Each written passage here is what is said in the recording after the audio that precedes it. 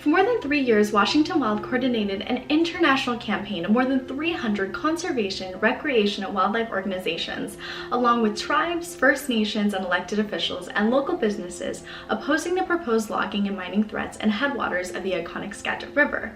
In January of 2022, through grassroots advocacy, media outreach, and advocacy for both Canada and United States, the coalition was successful in stopping the logging and mining threats in British Columbia and protecting downstream values in Washington state. The Skagit River is one of Washington's most cherished rivers, beginning north of US-Canadian border and flowing through North Cascades National Park in Washington state. It provides 1/3 of the fresh water flowing into the Puget Sound. The iconic river also provides critical habitat for 5 species of endangered salmon, including Chinook salmon, which are critical food for endangered orca whales. Here's how it happened. In 2018, efforts to clear-cut log an area of unprotected public land, or donut hole, between Skagit and Manning Provincial Parks in British Columbia were moving forward in the headwaters of the Skagit River.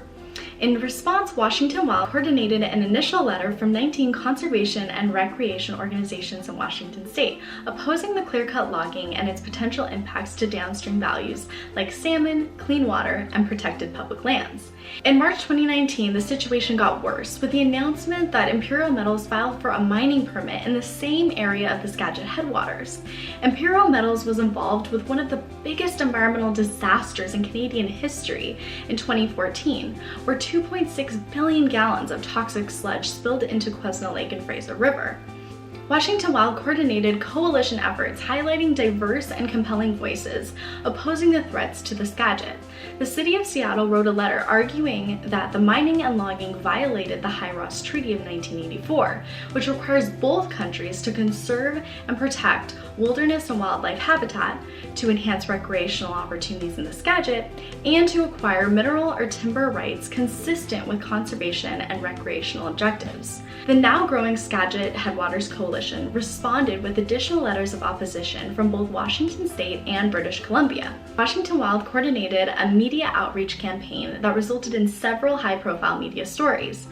The stories highlighted that the proposed mining in the Skagit Headwaters posed a devastating threat to Indigenous rights, as well as a threat to wildlife, fish, and natural and cultural resources they rely on. For Pacific Northwest tribes like Swinomish and Upper Skagit tribes, salmon are crucial to their culture, way of life, and spiritual existence. If the salmon are affected by mining pollution, so are the tribes. In December of 2019, the coalition got its first taste of victory when the British Columbia Environment Minister announced that future logging in the Skagit Headwaters would be halted.